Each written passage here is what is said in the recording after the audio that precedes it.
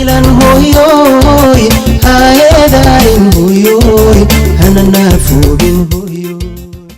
munaasabad ballaaran oo lagu maamuusayay 8 Maarso oo ay soo qaban qaabiyeen haweenka qaranka Soomaaliyeed ee wadankan UK ayaa waxa ay ka dhacday magaalada London. munaasabadaasi ayaa khadka taleefanka waxa uga qayb galay marwada madaxweynaha Marwa Qamar Cali waxa ay u dhacday sida tan. dhammaan haweenweynaha ku nool dalka Ingiriiska magaalada London waxaan salaan gaar u soo gudbinayaa ururka haweenka UK. waxaan rabaa inaan idinku hambaliyeeyo 8 Maarso xafladeeda ku saabsan oo sida weyn u dabaaldegaysiin. marka aad iyo aad ayaan ugu faraxsanahay inaan caawa idinla hadlo oo codkayga idin soo gaaro oo aan idinkala qayb galo xafladda sida quruxda badan aad usoo araguseen inaan idinkala qayb galo aad iyo aad ayaan ugu faraxsanahay. madaxweynaha xaaskiisa Maama Qamar waana soo salaantay saq dhexe habeenimo iyadoo u tahay aad iyo aad ayay u mahadsantahay. waxaan u maleynayaa hooyooyinka Soomaaliyeed ama Australia ha joogaan ama United Kingdom ha joogaan UK ama Japan ha joogaan waxay kulligood wada taagan yihiin farxadda dumarka Soomaaliyeed meel walba ay joogaan. waxaan kale oo halkaan hambalyo gaar ah ugu dirayaa TV-ga qaranka iyo dhammaan haweenka Soomaaliyeed meel walba ay joogaan oo ugu horeysa wasiiradeena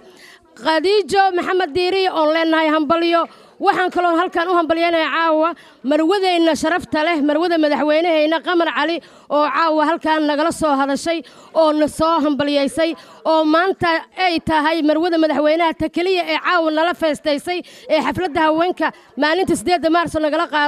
qaadatay. marwo aad iyo aad ayaan kugu hambalyeynaynaa dhammaan haweenka qaranka Soomaaliyeed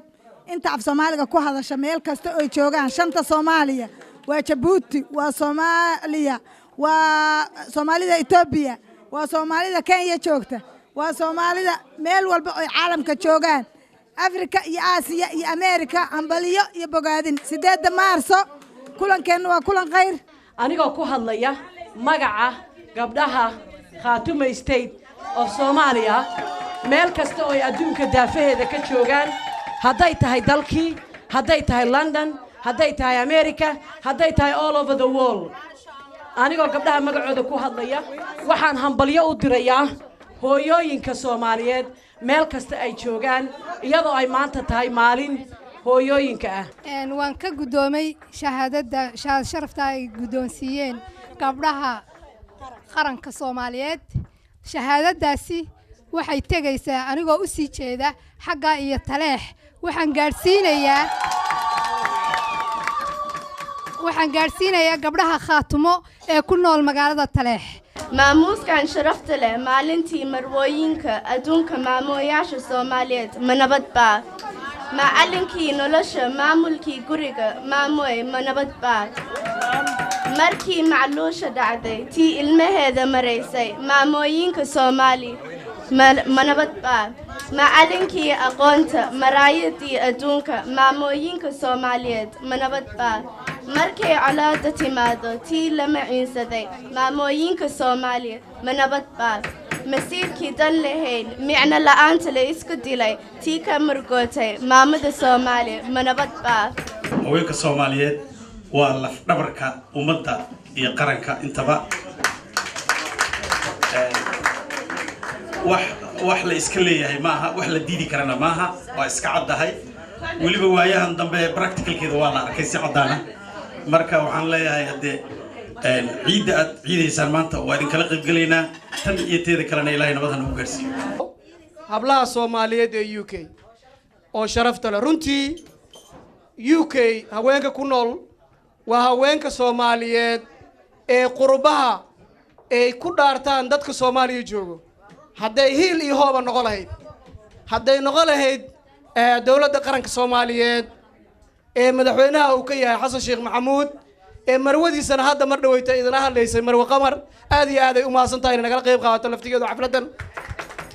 musawirada waxaan soo xulay kuwa macnaha ku saabsan idinkeedu ku saabsan hooyo halka markaan ka soo bilaabo hooyo ilmo yar xabaarsan oo haysato guntiino oo aqal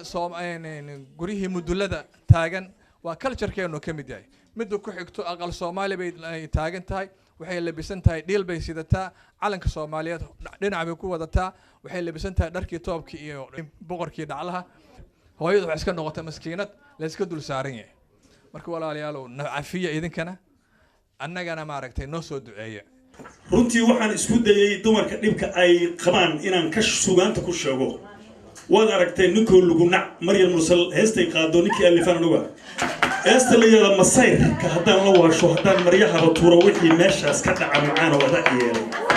waa mahadsantihiin haweenka qaranka Soomaaliyeed